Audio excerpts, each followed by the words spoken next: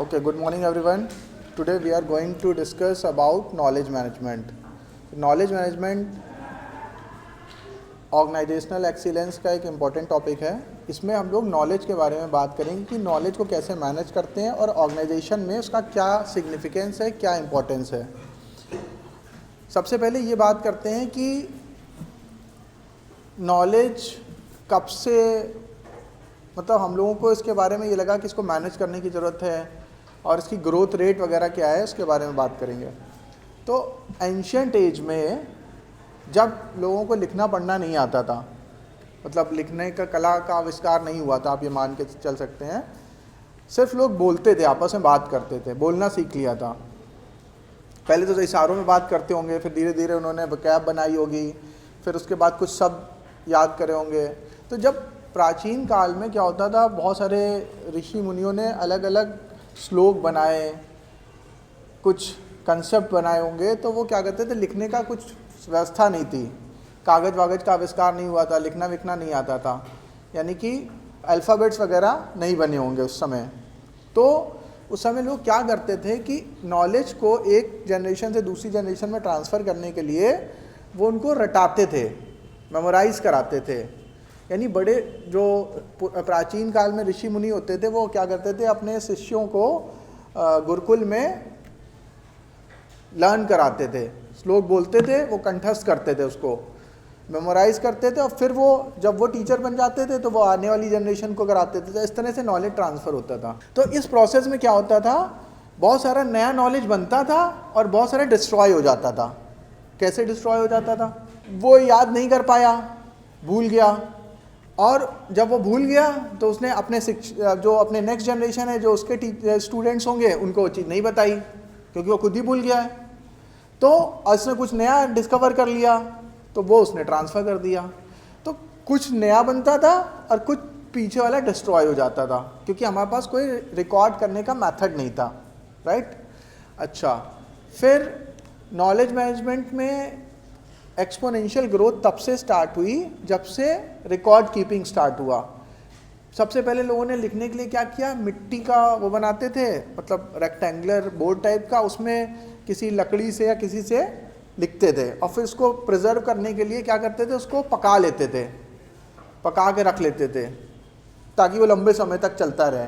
लेकिन इसमें आप कितना ही लिख पाओगे, बहुत थोड़ा लिख पाओगे, बहुत कॉम्प्लिकेटेड प्रोसेस है. गीली मिट्टी का वो बनाओ, स्लेट बनाओ, फिर उसमें लकड़ी से लिखो और उसको फिर गर्म करके पका के आप रखो लंबे समय तक के लिए. फिर दूसरा मेथड क्या आया कि लोगों ने जब प्रॉपर तरीके से लिखना शुरू कर दिया और ताम्रपत्र पे लिखते थे, पत्तों पे, और कोयले से या किसी चीज़ से, किसी जानवर के खून से या इन सब जो नेचुरल चीज़ होती थी, रंगों से, फूलों के, उनसे वो इंक बनाते थे और उनसे उन पत्तों पे लिखते थे. गुफाओं की दीवारों पे लिखते थे. तो एंशियंट एज में जो आप अभी भी अजंता, एलोरा, इन सब पे गए होंगे तो उसमें गुफाओं पे चित्र बने हुए हैं. लिखने पढ़ने से पहले वो लोग ड्राइंग करते थे, चित्र बना देते थे, चित्र के फॉर्म में पूरी स्टोरी समझा देते थे कि ये हुआ, क्योंकि उस समय लिखना वगैरह ज़्यादा नहीं आता था. फिर जब उन्होंने लिखना सीख लिया तो उसको पत्तों पे लिखना शुरू किया. फिर कागज़ का आविष्कार हुआ. तो जब कागज़ का आविष्कार हुआ तो फिर उससे क्रांति स्टार्ट हुई. फिर नॉलेज बहुत तेज़ी से मल्टीप्लाई हुआ. क्यों? क्योंकि कागज़ में लिख दिया, अब उसके बाद उन्होंने नेक्स्ट जनरेशन को पास कर दिया, पूरा का पूरा नॉलेज चला गया, डिस्ट्रॉय बिल्कुल नहीं हुआ. ठीक है, सब ट्रांसफ़र होने लगा. और जो भी नया ऐड होता था वो और लिख लिया जाता था, नई किताबें बन जाती थी. इसके बाद और ग्रोथ तब आई जब प्रिंटिंग प्रेस का आविष्कार हुआ, क्योंकि हाथ से लिखने की कैपेसिटी लिमिटेड है, आप कितना लिख पाओगे. जैसे न्यूज़पेपर आपको छापना है, तो अगर एक आदमी को पूरी रात न्यूज़पेपर लिखने के लिए दे दिया जाए तब भी वो 1-2 पन्ने से ज़्यादा नहीं लिख पाएगा न्यूज़पेपर के.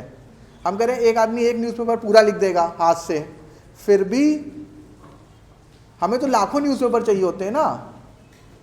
तो जब प्रिंटिंग प्रेस का आविष्कार हुआ, किताबें छपने लगी, प्रिंट होने लगा, टाइपराइटर का आविष्कार हुआ, न्यूज़पेपर छपने लगे, तो नॉलेज बहुत तेज़ी से ग्रो हुआ. फिर उसके बाद और इसमें बूम कब आया, नेक्स्ट लेवल पे कब और गया होगा आगे, सोशल मीडिया के पहले आया कंप्यूटर आया. तो जब कंप्यूटर आया तो लोगों ने फ्लॉपी ड्राइव पे, हार्ड ड्राइव पे, हार्ड डिस्क पे, सीडी ड्राइव पे, डीवीडी पे पेन ड्राइव पे डेटा स्टोर करना शुरू कर दिया, सॉफ्ट फॉर्म में डेटा स्टोर होने लगा, क्योंकि कागज़ स्टोर करने के लिए बहुत जगह लेता है। बड़ी से बड़ी लाइब्रेरी हार्ड डिस्क के छोटे से कॉर्नर में आ जाएगी। अब तो इतनी बड़ी 1 टेराबाइट 5 टेराबाइट की हार्ड डिस्क होती हैं। मेरे पास एक्सटर्नल हार्ड डिस्क हमने खरीदी थी, 3-4 साल हो गए, 5 टेराबाइट की हार्ड डिस्क है वो। तो 5 टेराबाइट डेटा बहुत होता है, मतलब शायद हिंदुस्तान की सारी लाइब्रेरी की किताबों को कन्वर्ट कर दो अगर, तो वो भी उसमें आ जाएंगी, इतना डेटा है वो। जब कंप्यूटर का आविष्कार हुआ तो नॉलेज और तेज़ी से स्प्रेड होने लगा, प्रिजर्व होने लगा, मैनेज होने लगा। फिर और उसमें कब ग्रोथ आई, और ग्रोथ कब हुई उसमें? जब इंटरनेट आया। क्योंकि अभी तक तो खाली डेटा लेन देन के लिए लोग क्या करते थे, हम लोग याद है बचपन में फ्लॉपी ड्राइव यूज़ करते थे। मैम कहती थी फ्लॉपी खरीद के लाना, तो फ्लॉपी में प्रोग्राम बना के उसको दूसरे को दे देते थे, डेटा फ्लॉपी में भर के दूसरे को दे देते थे, तो फ्लॉपी ड्राइव से ट्रांसफ़र करते थे। लेकिन जब इंटरनेट आया तो फ्लॉपी लेने देने की ज़रूरत ही नहीं पड़ी, क्योंकि अगर अमेरिका में किसी को फ्लॉपी डेटा देना है तो कहाँ क्या होगा, अमेरिका फ्लाइट पकड़ के जाएंगे उसको फ्लॉपी देने के लिए। तो इंटरनेट आ गया तो आप किसी दुनिया के किसी कोने से किसी भी कोने तक डेटा ट्रांसफ़र करने लगे। वो बहुत तेज़ी से रिवोल्यूशन। फिर इसके बाद स्मार्टफोन, टैबलेट और सोशल मीडिया सब आने लगा, ठीक है। तो यानी कि ये जो है प्रोसेस नॉलेज को बहुत तेज़ी से एक्सपोनेंशियली मल्टीप्लाई कर रहा है। पहले क्या होता था, दसियों साल लग जाते थे नॉलेज के टोटल नॉलेज को डबल होने में, कभी कभी तो 100 साल लग जाते थे बहुत एंशिएंट एज में। और अभी क्या हो रहा है, कुछ कुछ घंटों में दुनिया का नॉलेज डबल हो रहा है। अच्छा, अब कॉर्पोरेट में नॉलेज मैनेजमेंट का क्या काम है, उसके बारे में थोड़ा सा देखते हैं। Knowledge management is the process by which an enterprise gather, organize, share and analyze its knowledge in a way that is easily accessible to employees. अब देखिए, जो कॉर्पोरेट की अगर हम लोग बात करें तो मुकेश भाई ने बताया था कि data is the new oil, अपनी एजीएम में बताया था उन्होंने। पहले जो विश्व युद्ध हुए थे, लड़ाइयाँ हुई थी, वो तेल की वजह से हो रही हैं। फिर ये कहा जाता है पानी भी बहुत इम्पॉर्टेंट है, और इस समय पैसा बनाने के लिए तेल से ज़्यादा इम्पॉर्टेंट है डेटा। जिसके पास डेटा है, जिसके पास इंफॉर्मेशन है, वो बहुत तरक्की कर रहा है और वो बहुत पैसा बना रहा है। सबसे पहले आप क्या करते हैं, दुनिया की सारी इन्फॉर्मेशन गैदर करते हैं। जैसे गूगल है, गूगल का एग्जांपल लेके समझते हैं। गूगल क्या है, एक सर्च इंजन है, डेटा मैनेजमेंट का काम करता है, यानी नॉलेज मैनेजमेंट का काम करता है ये। याहू जब शुरू हुआ था तब भी वो भी सर्च इंजन का काम करता था, फिर मेल लेके आया, तो ये सब सारी चीज़ें। अभी गूगल सबसे टॉप पे है। हम ये कह सकते हैं कि दुनिया की सबसे बड़ी कंपनी तो इस समय एप्पल है मार्केट कैपिटलाइजेशन वाइज, लेकिन एप्पल से भी पावरफुल कंपनी इस समय गूगल है, क्योंकि एप्पल के यूज़र लिमिटेड हैं, लेकिन दुनिया के 90% 80% लोग जो है वो विंडोज़ ऑपरेटिंग सिस्टम का इस्तेमाल कर रहे हैं। सॉरी, ऑपरेटिंग सिस्टम कोई भी चला रहे हो, चाहे वो विंडोज़ ऑपरेटिंग सिस्टम चला रहे हो, चाहे वो मैकिंटोश चला रहे हो, मैक ऑपरेटिंग सिस्टम, iOS जिसको कहते हैं। लेकिन गूगल दोनों में है। एप्पल के डिवाइस में भी गूगल सर्च होता है, और आपके विंडोज़ के डिवाइस, एंड्रॉयड डिवाइस पे और विंडोज़ के डिवाइस पे भी गूगल सर्च होता है। तो गूगल ने क्या किया है, दुनिया में अभी भी 80-90% एंड्रॉयड यूज़र ही हैं। एप्पल बहुत तेज़ी से बढ़ रहा है, लेकिन उसके नंबर ऑफ़ यूज़र लिमिटेड हैं, क्योंकि एक्सपेंसिव फ़ोन होता है, सब अफोर्ड नहीं कर सकते हैं। सबके पास एंड्रॉयड है, और एंड्रॉयड किसका है, गूगल का सॉफ्टवेयर है। तो गूगल के पास बहुत एडवांटेज है। अगर उसके पास जीमेल है, दुनिया में सारे लोग ज़्यादातर इस समय जीमेल का इस्तेमाल कर रहे हैं, चाहे वो एप्पल यूज़र हो चाहे कोई यूज़र हो, जीमेल पे काम कर रहा है। गूगल के बहुत सारे सॉफ्टवेयर्स हैं फ़ोटो मैनेज करने के लिए। गूगल मैप का इस्तेमाल हम लोग बहुत करते हैं। तो गूगल के पास हर एक इंसान की पूरी इन्फॉर्मेशन है। गूगल क्रोम का बहुत इस्तेमाल होता है, ठीक है। गूगल क्रोम इवन हो सकता है कि पता नहीं एप्पल के डिवाइस पे चलता है कि नहीं चलता है, शायद चलता है, ठीक है।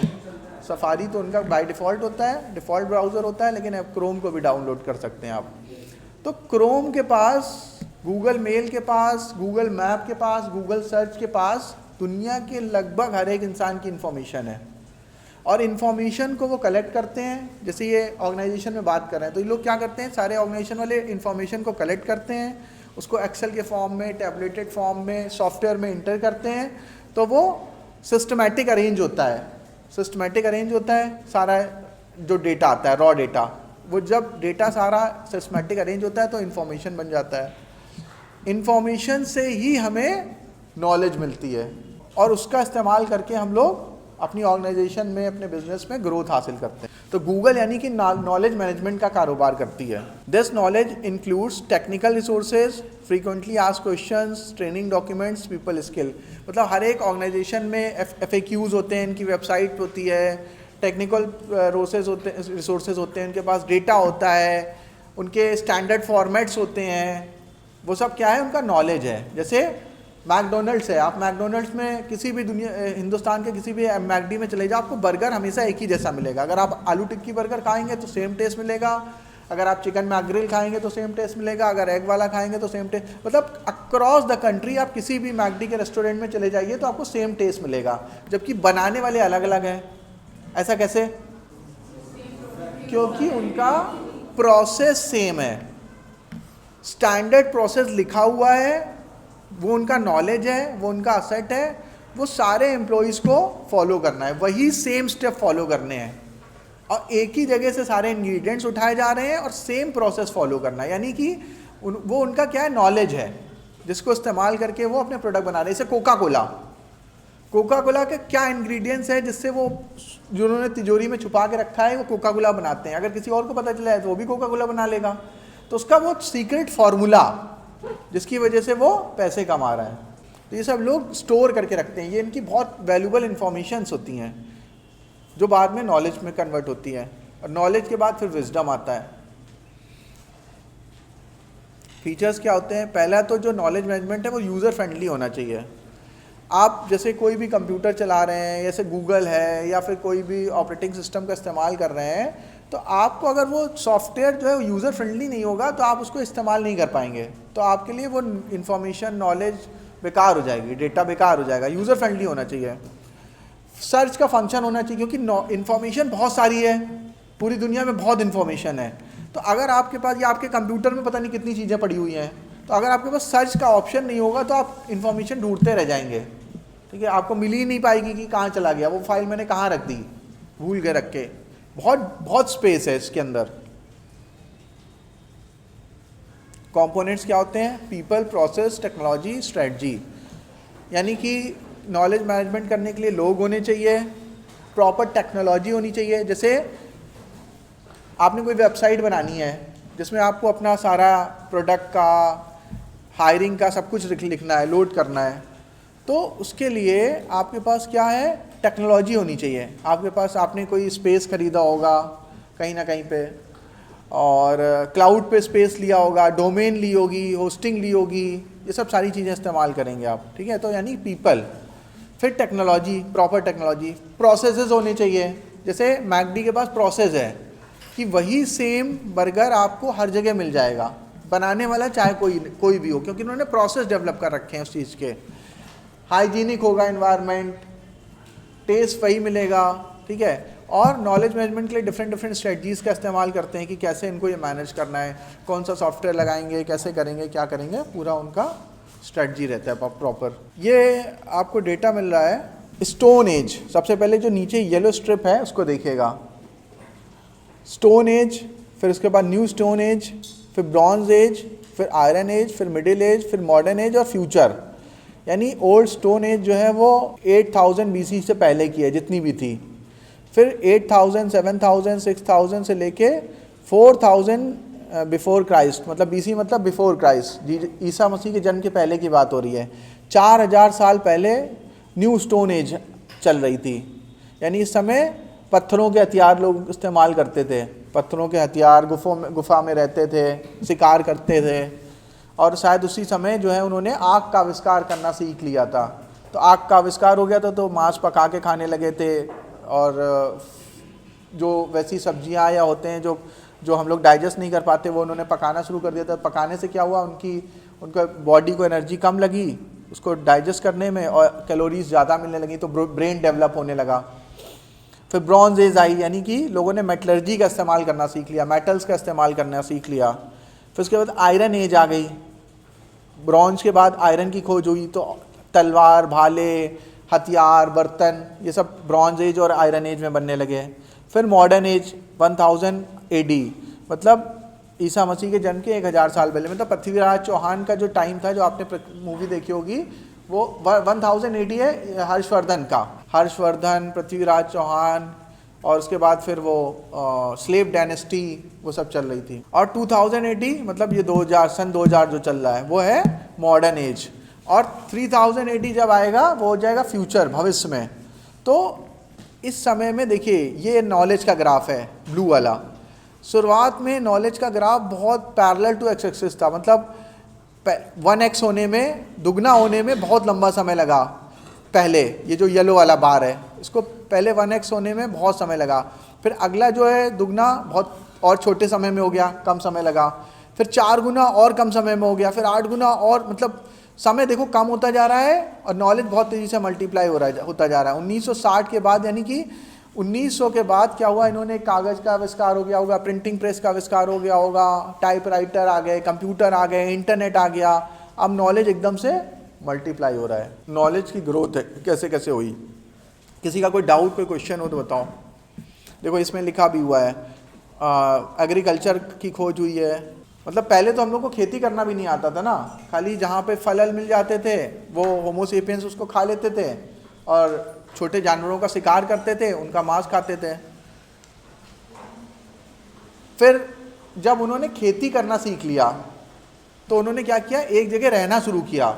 जो पहले खाना बदोश वाला जीवन होता था उसको छोड़ दिया, कबीलों में रहना शुरू कर दिया, झुंड में रहना शुरू कर दिया। जब उन्होंने झुंड में रहना शुरू किया और नदी घाटी में रहना शुरू किया, जैसे Indus valley civilisation, Mesopotamia civilisation, जहाँ पे नदी होती थी उसके पास उनको खेती करने पानी भी मिल जाता था, ज़मीन मिल जाती थी उपजाऊ, वहाँ पे वो खेती करते थे, कबीले के फॉर्म में रहते थे। तो जब कबीले के फॉर्म में रहते थे तो वर्ण व्यवस्था आ गई थी कि कुछ लोग पढ़ाने का काम करते थे, वो ब्राह्मण बन गए, कुछ लोग सुरक्षा का काम और बचाव करते थे, शिकार करते थे, वो छत्री बन गए, कुछ लोग व्यापार का काम करते थे। तो ऐसे करके उनके काम के आधार पे वर्ण व्यवस्था का निर्माण हुआ। नॉलेज लिखा जाने लगा, स्टोर किया जाने लगा, ट्रांसफ़र होने लगा। कबीला पद्धति से सिविलाइजेशन डेवलप हुई, फिर लोगों ने उसी को बढ़ा करके नगर बना लिए, गांव बनाए, नगर बनाए, फिर देश बनने लगा। ऐसे धीरे धीरे धीरे नॉलेज भी स्प्रेड हुआ और सिविलाइजेशन भी डेवलप हुई। तो मतलब नॉलेज और सिविलाइजेशन जो है वो पैरेलल चल रही है। 3000 AD फ्यूचरिस्टिक आर्टिफिशियल इंटेलिजेंस पे काम होगा। क्यों? क्योंकि आर्टिफिशियल इंटेलिजेंस में जो मीडियोकर लोग हैं उनके लिए कोई जगह नहीं है। ये सारी की सारी चीज़ आ रही है, इसलिए छोटे मीडियोकर काम के लिए तो अब नौकरी मिलेगी नहीं चल के आगे। कैशियर एशियर का काम ही नहीं बचेगा। सब जाओ अपने वेंडिंग मशीन में नोट डालो, वो नोट गिन लेगा, डिपॉजिट हो गया, मैसेज आ गया करेंसी डिपॉजिटेड। निकालने के लिए पहले से ATM लगा हुआ था, अब उसी में उन्होंने एक फीचर और बढ़ा दिया है, अब वो एक्सेप्ट भी कर ले रहा है। तो हर चीज़ ऑटोमेशन में हो गई है। आज से 10-15 साल पहले हम लोग ऑफिस जाते थे, अपना आई कार्ड दिखाते थे, गेट स्लाइडर था, खुल जाता था, गार्ड का काम ही खत्म हो गया। एडवांस ऑर्गेनाइजेशन में गार्ड वार्ड का काम खत्म हो गया, अटेंडेंस रजिस्टर का काम खत्म, बायोमेट्रिक चल रही है। आप लोगों का देखो बायोमेट्रिक हो रहा है। तो सब एडवांस चीज़ें हो रही हैं, ऑटोमेशन में चल रहा है। Alexa turn off the light, party mode on कर दो, घर पूरा कंट्रोल हो रहा है। आप अपने AC ऑफिस से जब निकले रास्ते में AC चालू कर दिया, जब घर पहुंचेंगे ठंडा मिलेगा रूम। सब कुछ ऑटोमेशन में हो रहा है। टाइमर सेट कर दो, कपड़े धुल गए। और एलेक्सा और इस तरह की जो डिवाइस हैं वो सब कंट्रोल कर रहे हैं, उनको वॉइस कमांड दे दो, अपने आप सब कर रहे हैं। तो इसलिए ये सब क्या है, नॉलेज मैनेजमेंट का इम्पैक्ट है। नॉलेज बहुत तेज़ी से स्प्रेड हो रहा है, टेक्नोलॉजी स्प्रेड हो रही है। तो हमें अपने आप को फ्यूचर में अगर जीना है तो हमें अपने आप को बहुत अपग्रेड करना पड़ेगा, नहीं तो सर्वाइवल बहुत मुश्किल है। अब population, global population drastically down करने वाली है, फॉल करने वाली है। चाइना ने अपनी वन चाइल्ड पॉलिसी अबॉलिश कर दी है, पता है आप लोगों को? पहले उसने वन चाइल्ड पॉलिसी लगा रखी थी कि हस्बैंड वाइफ 2 लोग होंगे तो एक ही बच्चा पैदा होगा। तो इस तरह से उन्होंने 30-40 साल करा तो उनकी पॉपुलेशन घट गई। अब इंडिया नंबर 1 देश बन गया है, सबसे ज़्यादा पॉपुलेशन वाला देश। यहाँ की भी पॉपुलेशन ग्रोथ कम हो रही है और डेवलप कंट्रीज़ में तो निगेटिव में चली गई है। हम लोग पता है जब आपके एज के थे तब स्कूल में पढ़ते थे कि जनसंख्या विस्फोट बहुत खतरनाक होता है, समझते थे कि अरे यार देश बहुत खतरे में है, बहुत जनसंख्या हो रही है, ये वो। अब क्या है, अब हम लोग बात करते हैं डेमोग्राफिक डिविडेंड की। डेमोग्राफिक डिविडेंड का क्या मतलब है कि लोग जितने ज़्यादा होंगे देश को उतना फ़ायदा है। इंडिया को डेमोग्राफिक डिविडेंड मिल रहा है क्योंकि इंडिया के पास सबसे यंग वर्क फोर्स है, ये एडवांटेज मिल रहा है। लेकिन हाँ, स्किलफुल नहीं है, अनस्किल्ड है मैक्सिमम। और सबसे बड़ी दुर्भाग्य की बात तो ये है कि वो प्रोफेशनली एजुकेशन लेने के बाद भी, मतलब MBA BTech ये सब कर लेते हैं, उसके बाद भी एम्प्लॉयमेंट नहीं मिल रहा। क्यों? क्योंकि उन्होंने वो सीरियसली नहीं करा है। खाली डिग्री लेने से आपको नौकरी नहीं मिलेगी, आपको जब तक स्किल नहीं होगी। अब तो डिग्री का कंसेप्ट खत्म हो रहा है, डिग्री तो खाली एंट्री बैरियर का काम कर रही है नॉलेज मैनेजमेंट में। मतलब डिग्री है आपको तो आपको नौकरी के लिए इंटरव्यू देने की एलिजिबिलिटी बन जाएगी। डिग्री के पहले क्या होता था, हम लोग के दादाजी के समय में अगर आपने डिग्री है तो आपको नौकरी मिल जाएगी। बात करिएगा, बताएंगे आपको, दादाजी दादी जी के समय बात करिएगा तो अगर आपने ग्रेजुएशन कर रखा है मतलब आपको नौकरी मिल जाएगी। अभी क्या हो गया है, आपकी डिग्री जो है वो सिर्फ इस बात की एलिजिबिलिटी है कि अगर आपके पास इस चीज़ की डिग्री है तो आप इंटरव्यू देने के लिए एलिजिबल हो गए, नौकरी मिलेगी on the basis of your skills and knowledge. अगर आपके पास नॉलेज और स्किल्स है तभी नौकरी मिलेगी या तभी आप अपना बिजनेस आगे ग्रो कर पाएंगे। डिग्री से कुछ नहीं होगा, डिग्री खाली आपको ये दिलाएगा कि हाँ अब आप इस काम के लिए एलिजिबल हो गए हैं। अब वो काम कर पाएंगे कि नहीं कर पाएंगे वो डिपेंड करेगा कि आपकी स्किल्स क्या है, आपका नॉलेज क्या है।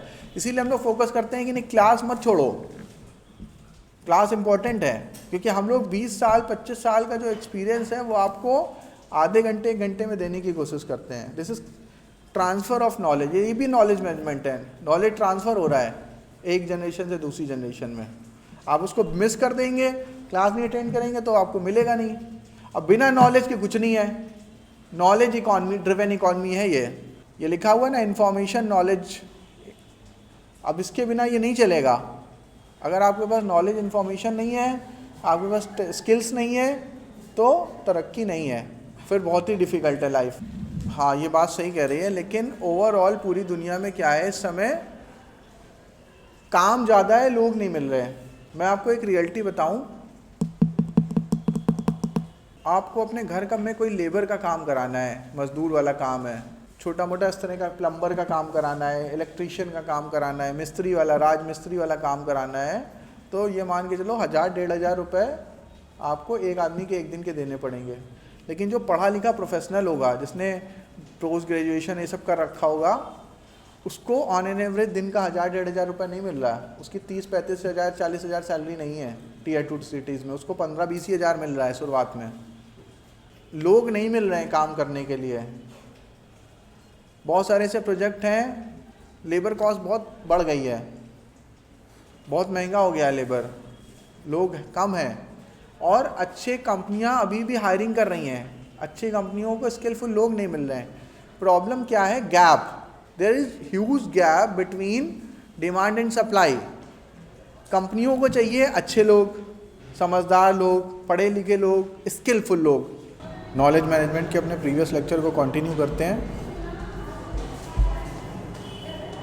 अब हम लोग सीखने जा रहे हैं कि नॉलेज मैनेजमेंट का प्रोसेस क्या है।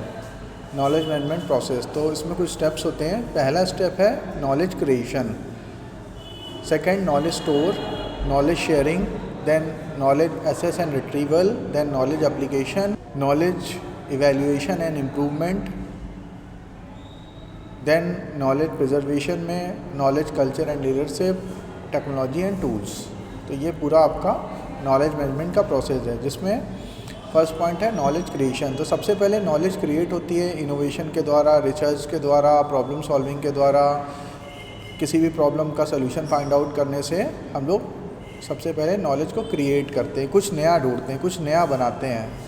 देन जो हम लोगों ने इनोवेशन किया होता है, इन्वेंशन किया होता है, जो नॉलेज हमने ढूंढा होता है, उसको प्रिजर्व करके रखते हैं, इसको स्टोर करते हैं। स्टोर करने के बाद हम स्टोर किए हुए नॉलेज को शेयर करते हैं। फॉर एग्ज़ाम्पल आपने कोई व्लॉग बनाया तो आपने व्लॉग उसको नेट पे डाल दिया, आपने अपने ईमेल के थ्रू किसी को कुछ इन्फॉर्मेशन दी, आपने कोई बुक लिखी तो उसका आपने Kindle edition, soft copy, hard copy सबको डिस्ट्रीब्यूट करी, आपने उससे मनी भी अर्न कर सकते हैं। एज अ ऑथर आप काम कर सकते हैं, अपने बुक्स को लिस्ट करा सकते हैं डिफरेंट प्लेटफॉर्म्स पे।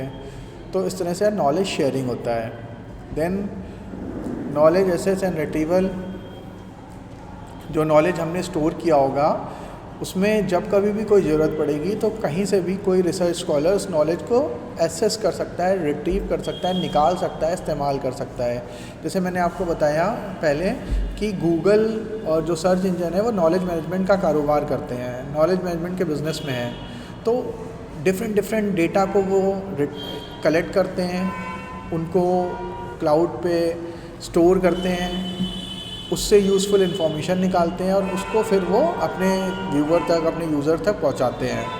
तो ये पूरा नॉलेज मैनेजमेंट का जो प्रोसेस है, इसमें जो भी रिसर्च स्कॉलर है उनको जब कभी भी किसी नॉलेज की, किसी इन्फॉर्मेशन की ज़रूरत होती है तो वो कहीं से भी with the help of internet, with the help of library, with the help of research paper knowledge को एसेस कर सकते हैं, रिट्रीव कर सकते हैं। इसीलिए जब कभी भी हम लोग कोई नई रिसर्च करने जाते हैं तो हमें पहले ये बोला जाता है कि आपको लिटरेचर रिव्यू करना है। यानी लिटरेचर रिव्यू हमेशा हमारे आरएम का पार्ट होता है, रिसर्च मेथोडोलॉजी का पार्ट होता है।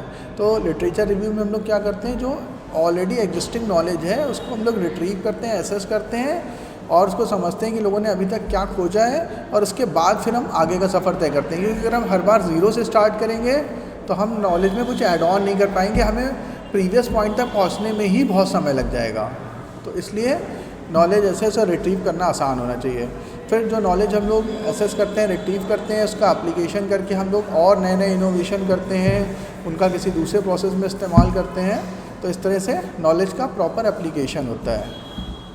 फिर लगातार हम लोग नॉलेज को इवैल्यूएट करते रहते हैं, क्योंकि बहुत सारे ऐसे मॉडल होते हैं जो उस समय हमें लगता है कि मॉडल सही है, but over a period of time में पता चलता है कि जो हमने मॉडल बनाया था, ये जो हमने थ्योरी बनाई थी, जो हमने थीसिस लिखी थी, वो थोड़ी सी इनकरेक्ट है या वो इनकरेक्ट है, मॉडर्न थ्योरी ये है।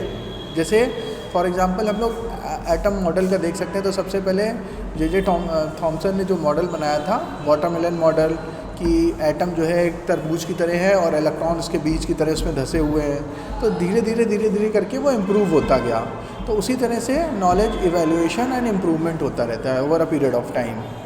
फिर उसके बाद जो नॉलेज हम लोग इम्प्रूव करते हैं वो with the help of leadership, with the help of teachers, with the help of professor, with the help of PhD guides, वो सोसाइटी में जाता है, उसका और ज़्यादा इस्तेमाल होता है, कॉर्पोरेट में इस्तेमाल होता है, लीडर्स उसका इस्तेमाल करते हैं और ऑर्गेनाइजेशन को ग्रो करते हैं। डिफरेंट